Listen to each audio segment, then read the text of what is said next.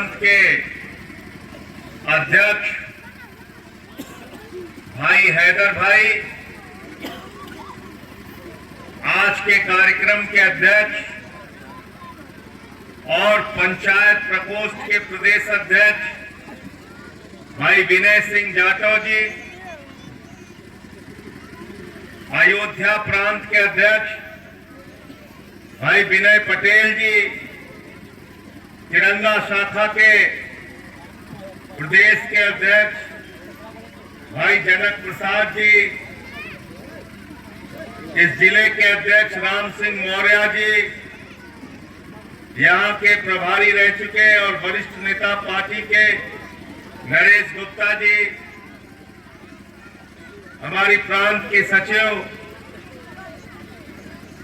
संगीता गंगवार जी, सुनीता गंगवार जी, कृष्णा भारद्वाज जी, अंकित परियार जो youth wing के प्रदेश के महासचिव हैं, हमारे बीच में मौजूद पंचायत प्रकोष्ठ के प्रदेश के उपाध्यक्ष नरवीर सिंह यादव जी, अल्पसंख्यक प्रकोष्ठ के अध्यक्ष वाहिद अंसारी जी, ओमपाल सागर जी, अनमोल सागर जी,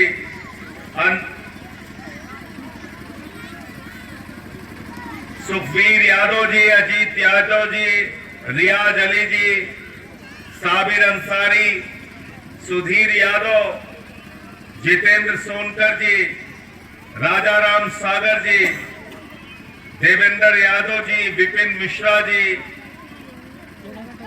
अमित मिश्रा जी, जावेद अली, राम सेवक जी, मनोज जी, धीरेन्द्र यादव जी, ओमवीर यादव जी, इन सब के लिए जोरदार तालियां एक बार बजा दीजिए। आज के सफल आयोजन में इन्होंने अपनी महत्वपूर्ण भूमिका निभाई। साथियों और दोस्तों, मैं हृदय से धन्यवाद देना चाहता हूं विनय भाई को, जब उन्होंने मुझसे कहा कि पदयात्रा के तुरंत बाद आपको आना है और जरोल ग्राम सभा में आपको सभा करनी है। मैंने कहा 26 तारीख को पदयात्रा समाप्त हो रही है, 27 बीच में एक दिन का गैप है, फिर 28 को आप सभा रखेंगे तो मुझे दिल्ली से करीब 300 किलोमीटर चल के आना पड़ेगा। इन्होंने कहा मैं नहीं जानता कुछ, आपको आना है मतलब आना है। और आज मुझे यहाँ पर आकर हृदय से प्रसन्नता हो रही है कि जो इनकी जिद थी वो सही थी। इतनी बड़ी तादाद में अगर आप लोग इकट्ठा है तो आम आदमी पार्टी का कारवा गांव-गांव तक पहुंच रहा है। संजय भैया जिंदाबाद, जिंदाबाद जिंदाबाद, संजय भैया जिंदाबाद, जिंदाबाद जिंदाबाद, आम आदमी पार्टी जिंदाबाद, जिंदाबाद जिंदाबाद। और ये मैं बार बार कहता हूं, ये पार्टी किसी टाटा बिरला की नहीं है, ये पार्टी किसी अंबानी और अदानी की नहीं है मेरे दोस्तों, ये पार्टी किसी पूंजीपति की नहीं है।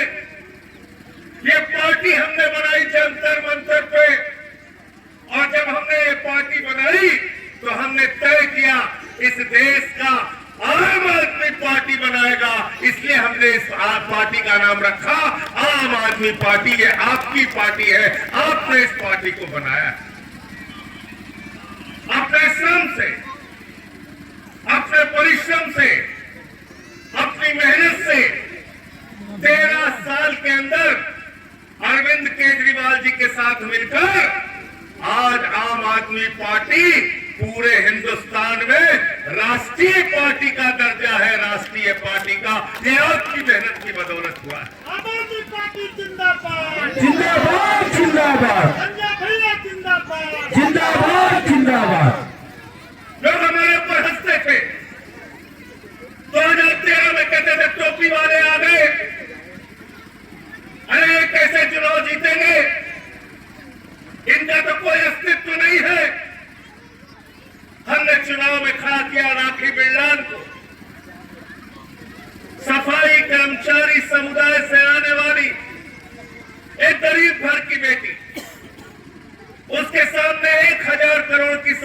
का मालिक खड़ा था, 1000 करोड़ की संपत्ति का मालिक राजकुमार चौहान। राखी बिरला ने, जिसके लिए उनके समाज के लोगों ने 3.5 लाख रुपए चंदा इकट्ठा करके चुनाव लड़ाया। पहला चुनाव 11,000 वोट से हराया, दूसरा चुनाव 22,000 वोट से हराया, तीसरा चुनाव 25,000 वोटों से दिल्ली के अंदर हराया। यह है आम आदमी की ताकत। केजरीवाल साहब लड़ रहे थे शीला दीक्षित के खिलाफ। लोगों ने उनसे कहा, अरे शीला दीक्षित तो 3 बार के मुख्यमंत्री हैं, आप चुनाव मत लड़िए। केजरीवाल साहब ने कहा, उनके पास पैसे की ताकत है, लेकिन हमारे पास लोगों की ताकत है। 26,000 वोटों से दिल्ली के मुख्यमंत्री को हराने का काम अरविंद केजरीवाल ने किया 2013 के। यह आम आदमी की ताकत है। गरीब घरों के लड़के, जिनके ऊपर लोग हंसते थे कि ये कैसे राजनीति में आगे जा सकते हैं, उन घरों के लड़कों को दिल्ली की जनता ने अपने कंधे पर बिठाकर विधानसभा में भेजने का काम किया। ये ताकत है आम आदमी की, ये ताकत है आपके वोट की। भैया जिंदाबाद। बोले यार मेरे दोस्तों, 2014 में मोदी जी पूरे देश में चुनाव जीत के आए थे। झारखंड में उनकी सरकार बन गई, महाराष्ट्र में बन गई, हरियाणा में बन गई। दिल्ली का चुनाव चल रहा था। नरेंद्र मोदी जी रामलीला के मैदान में आए। उन्होंने कहा, ये केजरीवाल तो नक्सलवादी है, इसको जंगल में भेज दो, इसको चुनाव में पराजित कर दो। मैंने उसी दिन कहा था, नरेंद्र मोदी जी, ये लोकतंत्र है, जमहूरियत है, डेमोक्रेसी है। यहां बाबा साहब ने हमको संविधान दिया है, वोट का अधिकार दिया है, जनता मालिक है। जनता तय करेगी कौन विधानसभा में जाएगा, कौन जंगल में जाएगा। दिल्ली की जनता ने केजरीवाल को 67 सीटें देके विधानसभा में भेजा, नरेंद्र मोदी को 3 सीट देकर जंगल में भेजने का काम किया। 67 सीटें आई, इतिहास कायम किया हमने। नरेंद्र मोदी जी जो पूरे देश से जीत के आ रहे थे, उनके अश्वमेध यज्ञ का घोड़ा रोकने का काम हमने किया दिल्ली में। 17 में चुनाव लड़े, पंजाब में 22 सीटें आई, 22 सीटें आई। फिर दोबारा 22 में चुनाव लड़ा पंजाब का। फिर लोग हंस रहे थे, कहते थे, अरे इनकी तो जमानतें जब्त हो जाएंगी, पता नहीं चलेगा। आपको बता दूं, पंजाब के मुख्यमंत्री चन्नी जी 2 जगह से चुनाव लड़ रहे थे और उनके खिलाफ मोबाइल की दुकान पर काम करने वाला कर्मचारी चुनाव लड़ रहा था। और आपको गर्व होना चाहिए, बाबा साहब ने जो ये वोट का अधिकार दिया है, क्या करिश्मा करके दिखाया वहां के लोगों ने। पंजाब के मुख्यमंत्री को मोबाइल की दुकान पर काम करने वाले कर्मचारी ने हराने का काम किया। यह है वोट की ताकत, यह है बाबा साहब के द्वारा दी गई ताकत। बाबा साहब, बाबा साहब, भैया जिंदाबाद। पंजाब के 5 बार के मुख्यमंत्री मेरे मित्रों, प्रकाश सिंह बादल चुनाव हार गए, उप मुख्यमंत्री सुखबीर बादल चुनाव हार गए, विक्रम मजीठिया चुनाव हार गए, कैप्टन अमरिंदर सिंह चुनाव हार गए, नवजोत सिंह सिद्धू चुनाव हार गए। बड़े से बड़े नेता धराशायी हो गए पंजाब में, क्योंकि जनता ने, आम आदमी ने तय किया कि हम लोग झाड़ू चलाएंगे, राजनीति की गंदगी को साफ करेंगे, अपने वोट के अधिकार का, बाबा साहब के द्वारा दिए गए अधिकार का सही इस्तेमाल करेंगे। 22 में 92 सीटें आम आदमी पार्टी की आई, 92 सीटें।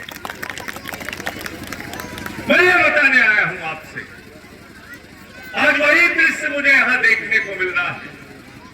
बहुत सारे ऐसे लोग हैं जिनके पांव में चप्पल नहीं है, बहुत सारे ऐसे लोग हैं जो मजदूरी करते हैं, बहुत सारे ऐसे लोग हैं जो किसान हैं, लेकिन सबकी आस्था बाबा साहब डॉक्टर भीमराव अंबेडकर जी के द्वारा लिखे गए संविधान में है।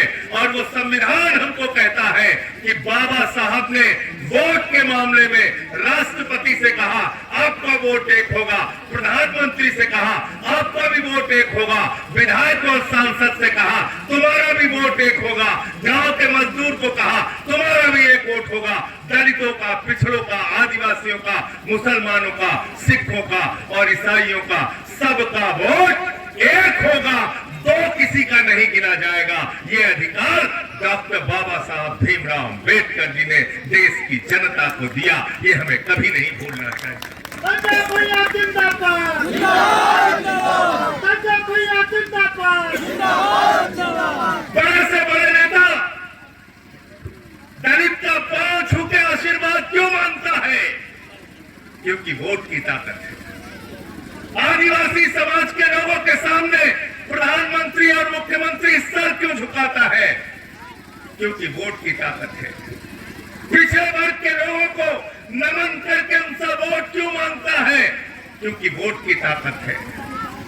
लेकिन अगर यही वोट की ताकत छिन जाएगी तो कोई आपके स्कूल के बारे में नहीं सोचेगा, कोई अस्पताल के बारे में नहीं सोचेगा, कोई गांव की सड़कों के बारे में नहीं सोचेगा, कोई खाद की बोरी के बारे में नहीं सोचेगा, कोई फसल के दाम के बारे में नहीं सोचेगा, कोई आपके विकास के बारे में नहीं सोचेगा, कोई आपकी तरक्की के बारे में नहीं सोचेगा, कोई आपके आरक्षण के बारे में नहीं सोचेगा, कोई बाबा साहब के संविधान के बारे में नहीं सोचेगा। ये देश के संविधान को खत्म करना चाहते हैं, इसलिए आपके वोट पे चोरी कर रहे हैं। हम लोगों को तय करना है, हम वोट की चोरी नहीं होने देंगे। हाथ उठा के बताओ, वोट चोरी के खिलाफ लड़ोगे कि नहीं लड़ोगे? हाथ उठा के बताओ। पीछे लड़ेंगे। ये वोट का अधिकार बचा के रखना है, वरना आज जिस उत्तर प्रदेश में हम लोग हैं इस वक्त, संविधान पे हमले के बारे में पत्रकारों ने मुझसे पूछा। संविधान हमको सम्मान के साथ जिंदगी जीने की गारंटी देता है, लेकिन जब हम पढ़ते हैं काकोरी में पासी समाज के एक 70 साल के बुजुर्ग को मंदिर की सीढ़ियों पे पेशाब चटवाई गई, जब हम पढ़ते हैं कि बुलंदशहर में सीआरपीएफ के जवान को शादी में घोड़ी पर नहीं बैठने दिया गया, जब हम पढ़ते हैं कि एटा के अंदर, मैनपुरी के अंदर एक कथावाचक की छुट्टियां काट ली गई, जब हम पढ़ते हैं कि उत्तर प्रदेश में पिछड़े वर्ग के लोगों का शिक्षक भर्ती में आरक्षण खा लिया गया, दलितों का आरक्षण खा लिया गया और सरकार खामोश रहती है, चुप रहती है, तब हमको लगता है देश के संविधान पे खतरा है, देश के संविधान को ये लोग कुचलना चाहते हैं, संविधान में दिए गए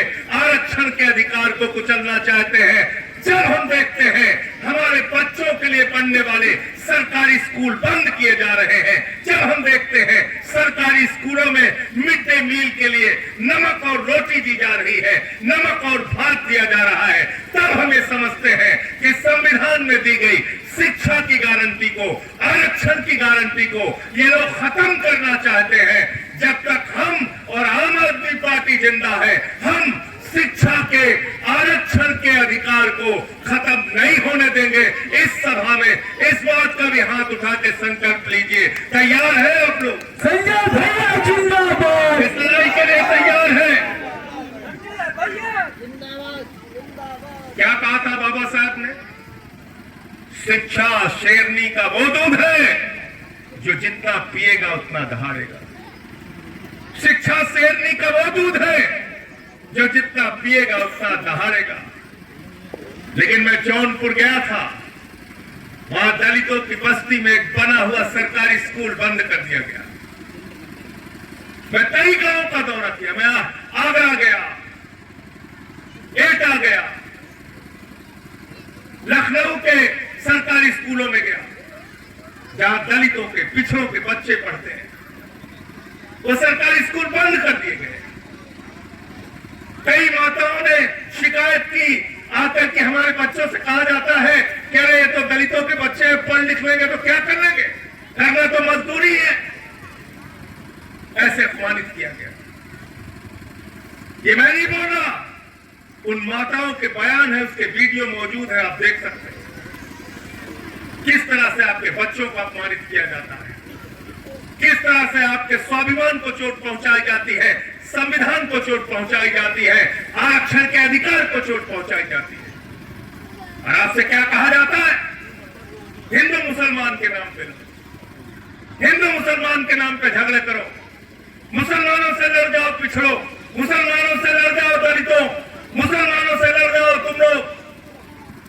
मैं आज इस मंच के माध्यम से पूछना चाहता हूं, बताओ किस मुसलमान ने कहा दलितों को गले में हांडी बांध के घूमना पड़ेगा, पीछे झाड़ू बांध के घूमना पड़ेगा?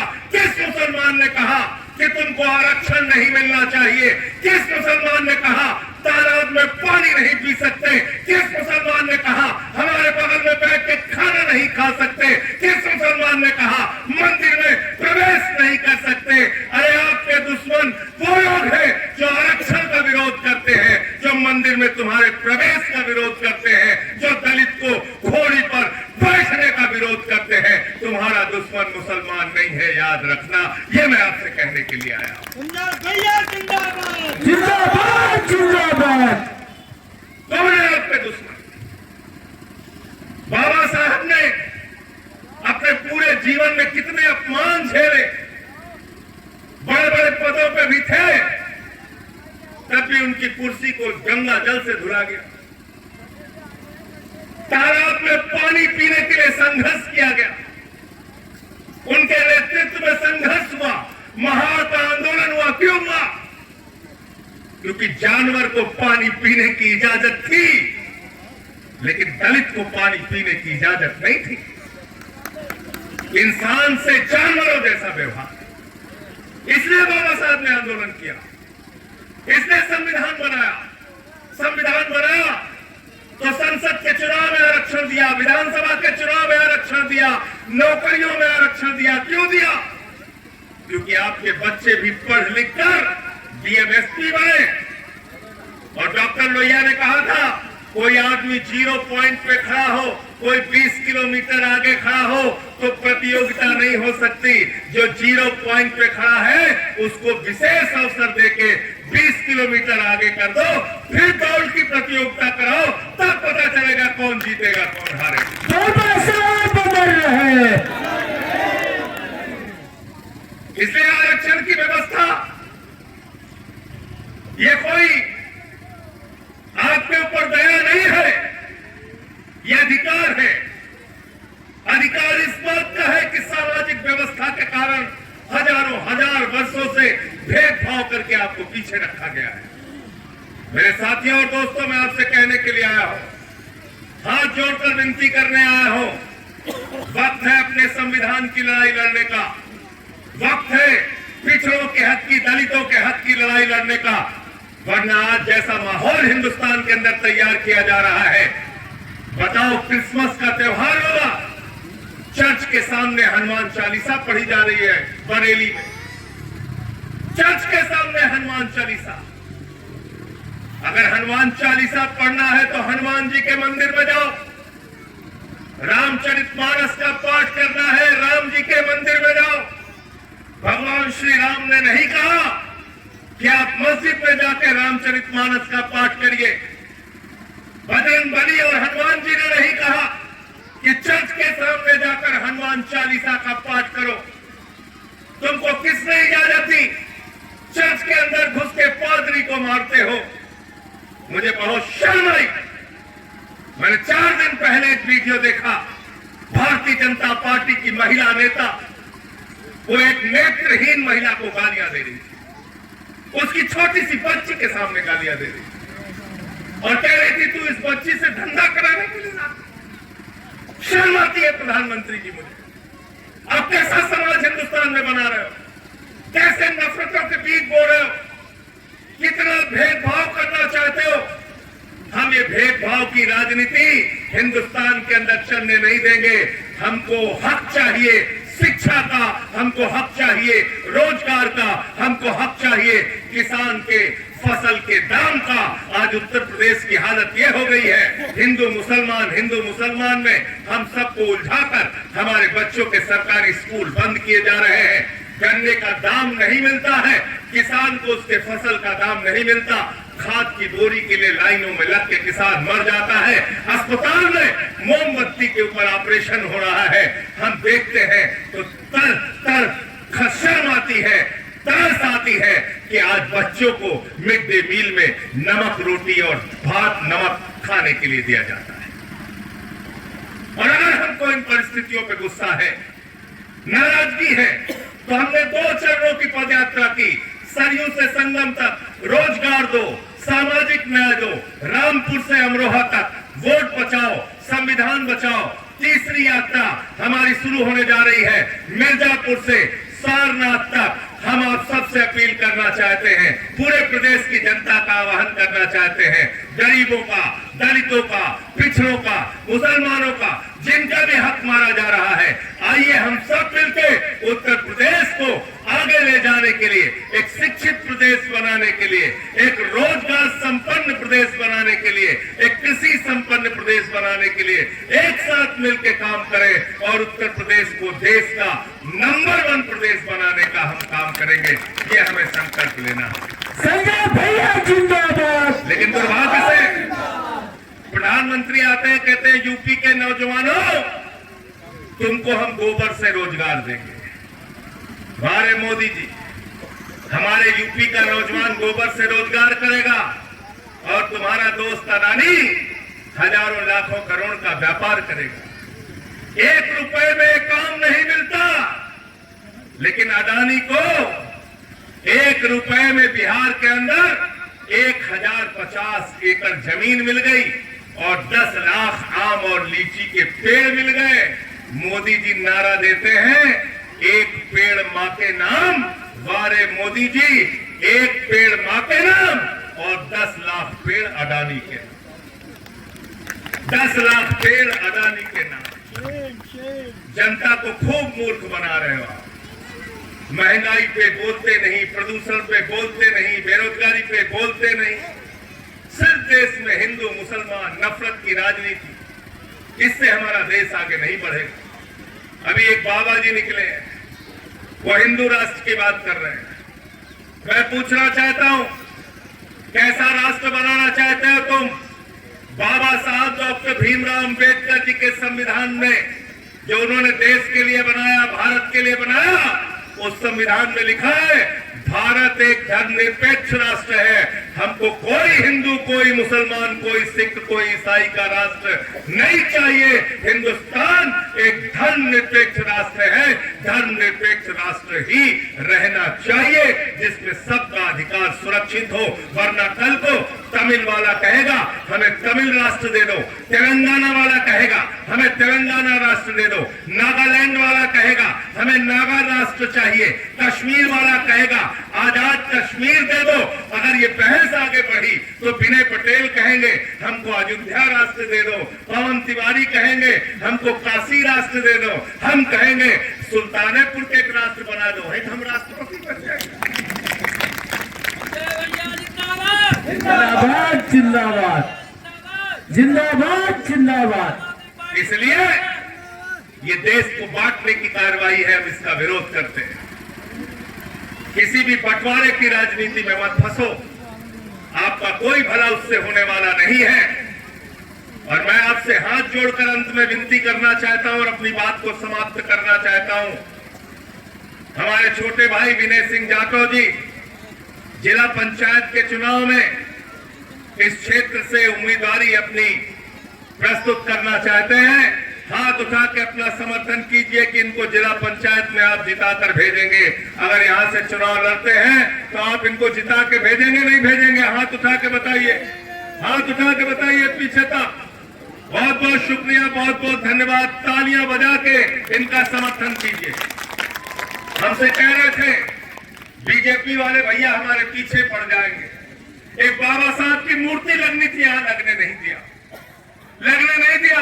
मैं उसके परमिशन की लड़ाई लड़ूंगा मेरे दोस्तों, और आपको भरोसा देता हूं जिस दिन वो परमिशन हाथ में आ गई मैं अपनी ओर से भी 25,000 रुपए का सहयोग दूंगा और मूर्ति यहाँ बाबा साहब की लगवाऊंगा, आके आपके साथ लगवाऊंगा। संजय भैया जिंदाबाद जिंदाबाद संजय भैया जिंदाबाद जिंदाबाद जिंदाबाद। और आपको किसी बीजेपी वाले से डरने की जरूरत नहीं है, किसी मोदी और योगी से डरने की जरूरत नहीं है। इन्हीं लाइनों के साथ मैं अपनी बात को खत्म करूंगा कि मुसलसल दुश्मने जा की निगहबानी में रहता हूं, मुसलसल दुश्मने जा की निगहबानी में रहता हूं। जहां घड़ियाल रहते हैं उसी पानी में रहता हूं। और अभी है सब्र मुझ में, तो जितना जी चाहे आजमा ले। अभी है सब्र मुझ में, तू जितना जी चाहे आजमा ले। फिर इसके बाद तुझे ही परेशानी में रहना है, फिर इसके बाद तुझे ही परेशानी में रहना है। मैं आभार व्यक्त करना चाहता हूं वाराणसी से हमारे प्रांतीय सचिव कृष्णा यादव जी का और पप्पू दोहरे जी का, जौनपुर से रिंपल जी का, शिव पूजन जी का, राम सिंह जी सोनकर जी का, ओमपाल सागर जी का। आप सबका हृदय से बहुत बहुत आभार। और इतनी ठंड में आप जो लोग आए उन सबका बहुत बहुत आभार। जय हिंद, इंकलाब जिंदाबाद।